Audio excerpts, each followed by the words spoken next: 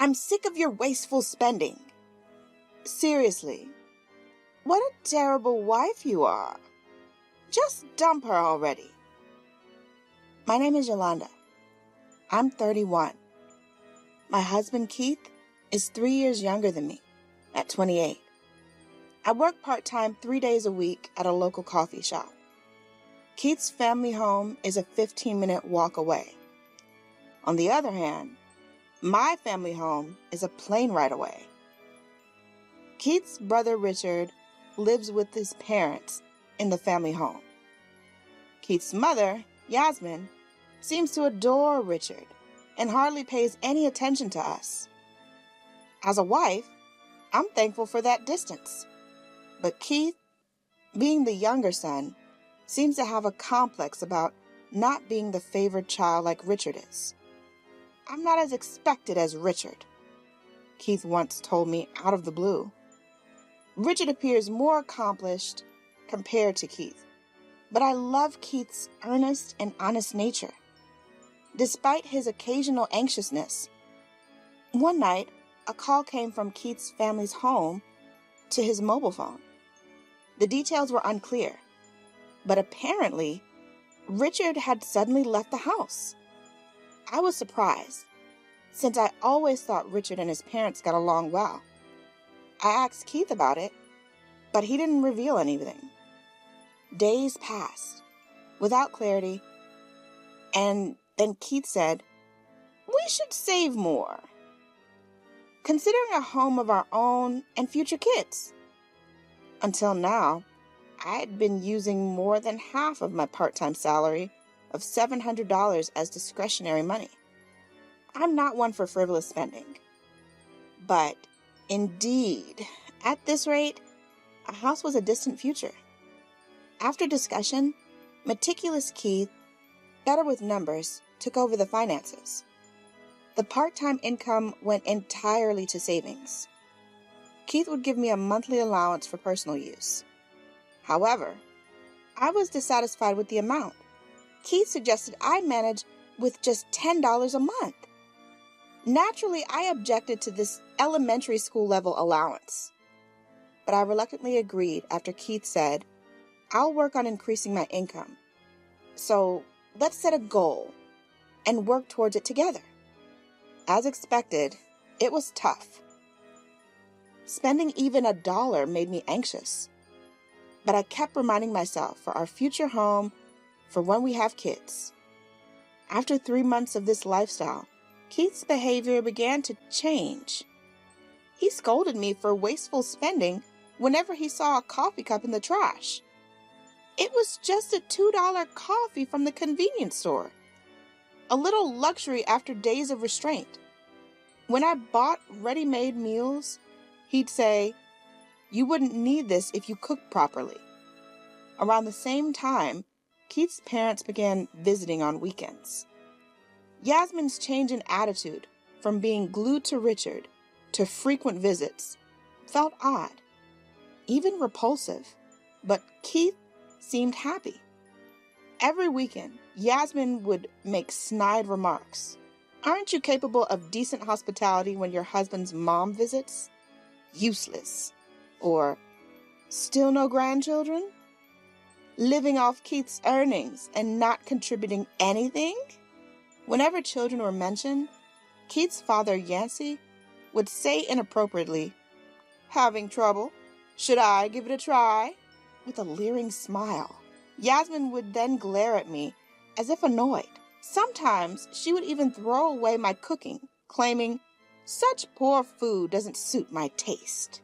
Keith did nothing but lightly laugh, even in the face of her harsh words. I was shrinking under the constant verbal abuse and Keith's intimidating gaze. I can't do anything if I leave here without financial means. If I just endure, I can keep this life. That's what I had come to believe. I was numbing myself. Then one day, an invitation for lunch came from Renee, a colleague from my office days. She was my closest friend, and I was happy to hear from her. Timidly, I told Keith I wanted to go, but he dismissed it outright. "I'm not wasting money on such frivolity. Living such an easy life and doing as you please. I'm staying at my parents' tonight. Think about what you've done." He left after saying that. I stood there, listless, when Renee called me again. "It's been a while. Are you okay? Busy?" I hadn't heard Renee's voice in such a long time. It was cheerful. The moment I heard it, tears overflowed in my eyes, which I thought had become numb. "What's wrong? What happened?" Renee seemed surprised to hear me crying, but I couldn't speak. I could only cry. "Anyway, let's meet up tomorrow, okay? Definitely." "Yeah," I managed to reply, and hung up the phone. It had been a long time since I went out, other than my part-time job and shopping. It's been so long.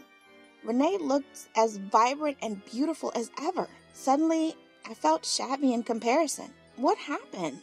Are you okay?" Renee asked, looking surprised to see me. Catching my reflection in the glass, I saw myself in wrinkled clothes, thin and aged. Without answering, Renee suggested we go to a family restaurant, saying it was just for the time being. "What will you have?" Renee opened the menu, but I only ordered from the drink bar. However, meals for two were brought to our table. Renee put a knife and fork in front of me. "Eat first. We'll talk after." The meal felt warmer than what I ate at home, and I almost cried. "So, what happened?" Well, I told Renee everything that had happened. Renee was speechless. After a moment of silence, she took out several $100 bills from her wallet and pressed them into my hand. "What? Wait." Confused, I heard Renee repeatedly say, "Listen, buy a digital voice recorder with this money. Then call your parents and tell them honestly about the situation. Got it? You can do it, right? Also, have you checked the paper statements? Do you know how much is saved?" I shook my head, and Renee sighed deeply before speaking firmly. "Get a grip. You're not at fault here." Renee held my hands. "But I can't accept this." When I protested, Renee smiled. "I'm not giving this to you. It's just a loan. When you get yourself back on track, you'll pay me back." Her words woke me up. "Thank you." I squeezed her hand in return. "What are we two women doing here?"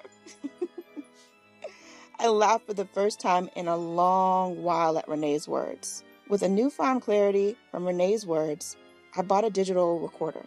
When I got home, I immediately pulled out the paper statements from the drawer where I kept valuables. Looking at them, I nearly fainted. For several months, tens of thousands of dollars had been withdrawn, leaving a meager balance.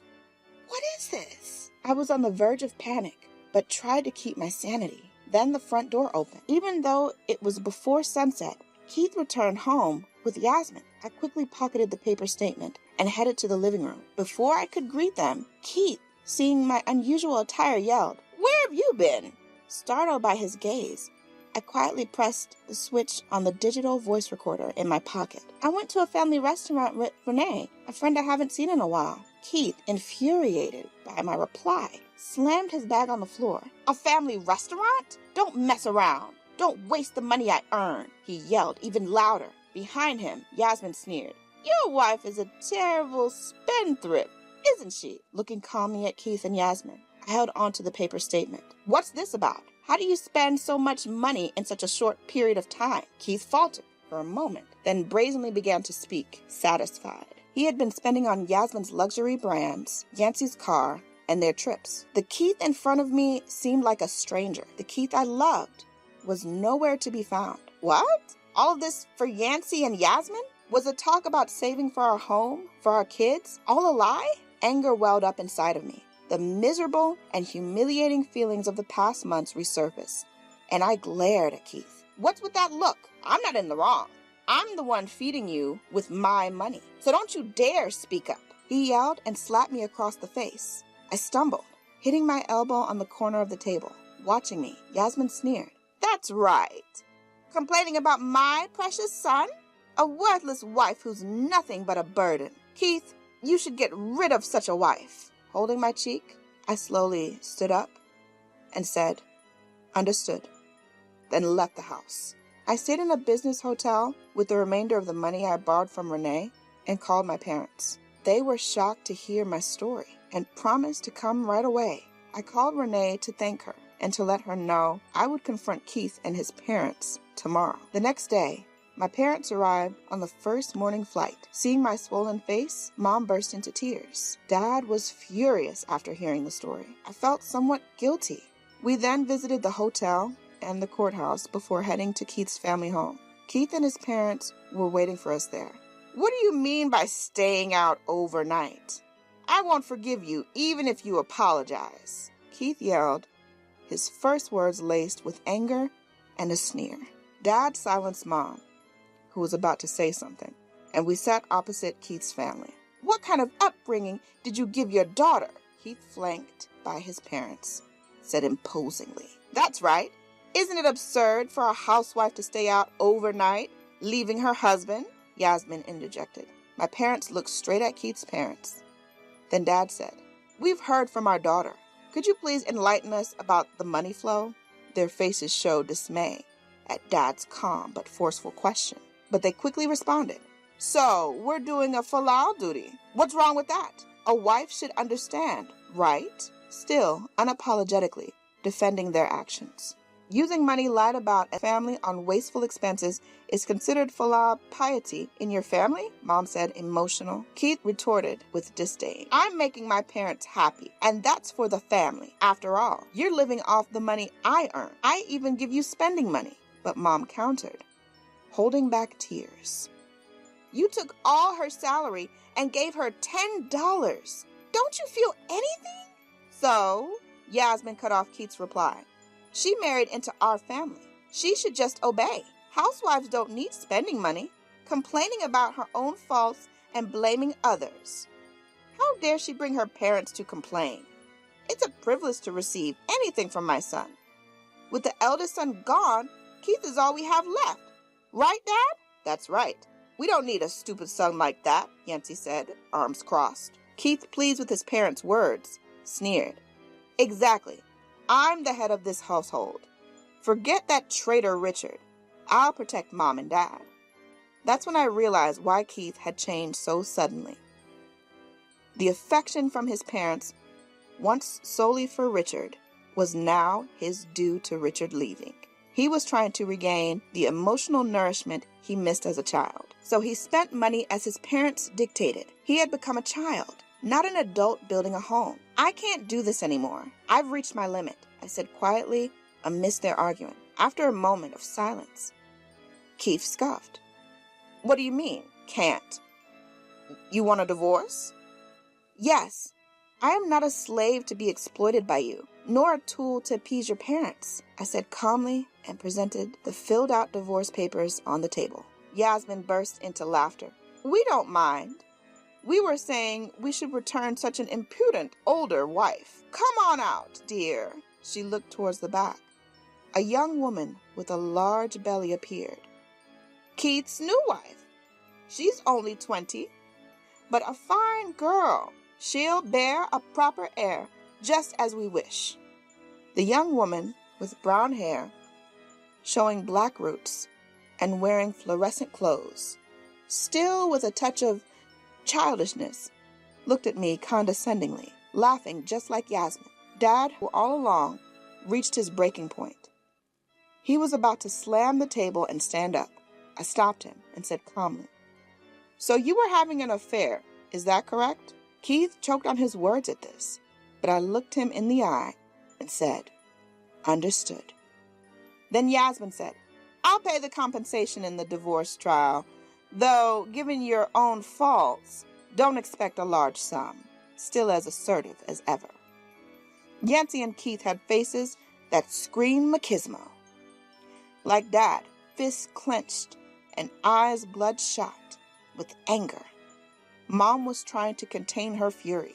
I nodded to her strongly and told the in-laws, "Actually, I've invited a guest myself," and pulled out my mobile phone.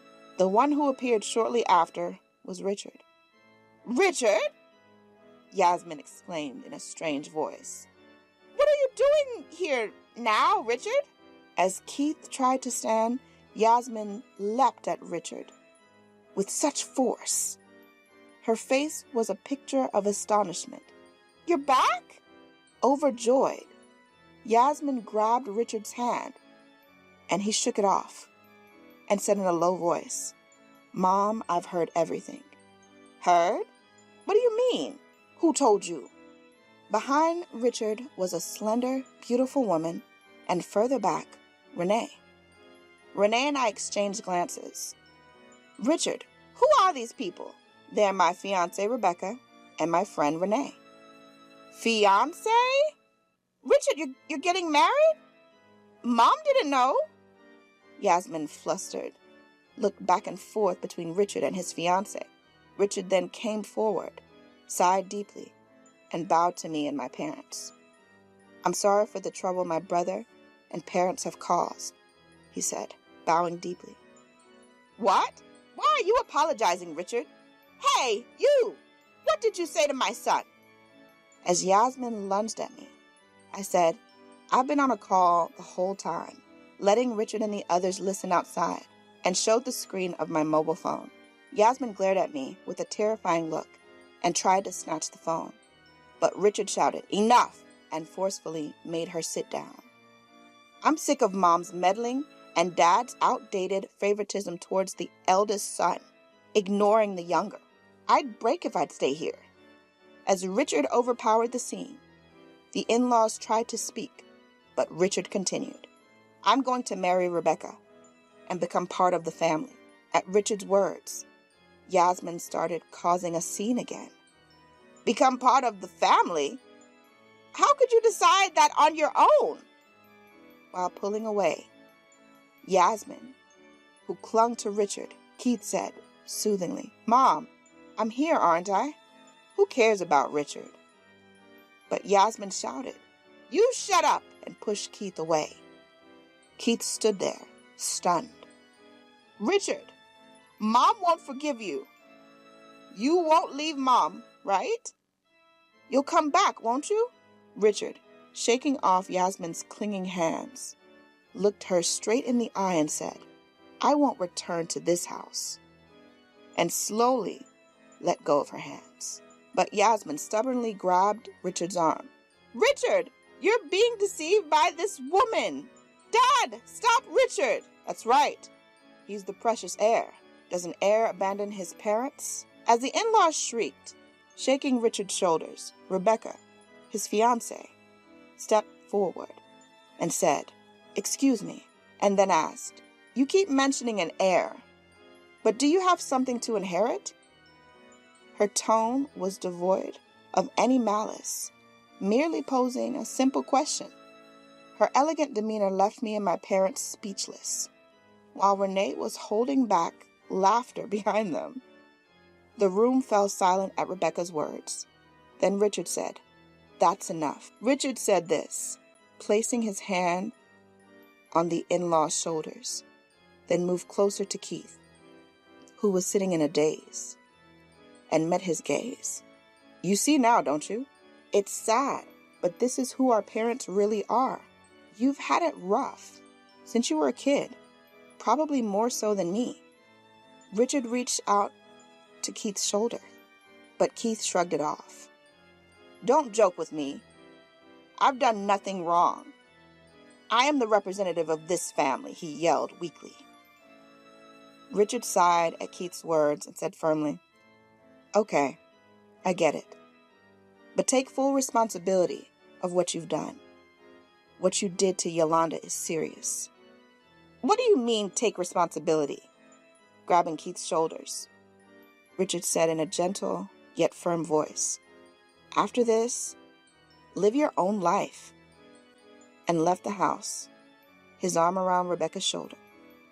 As silence returned, my parents and I stood up and said, We will now discuss things through lawyers. And to Keith's mistress, who was so proudly rubbing her belly, I bowed sarcastically. Thank you for freeing Keith from threats and violence and his habit of giving all his earnings to his parents. What do you mean? She asked, following us. But we ignored her and left the in-laws' house. After that, the divorce was finalized through lawyers. Recordings of verbal abuse and medical reports worked in my favor. And despite the short marriage, I received a substantial compensation in the divorce. As for Keith's mistress, as suspected, the baby wasn't Keith's. The timing of the affair and the pregnancy didn't add up. But Keith, in his elation, didn't even notice.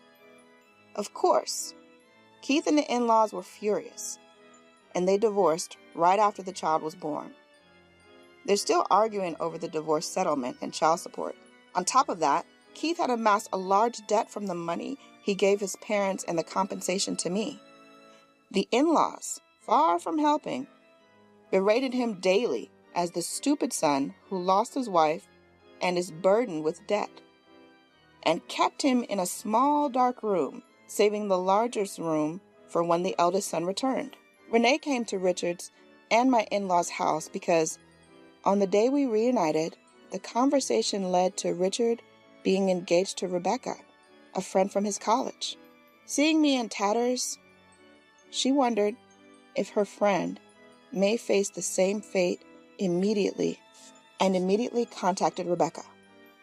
But her worries were unfounded, as she was reassured by Richard's strong will.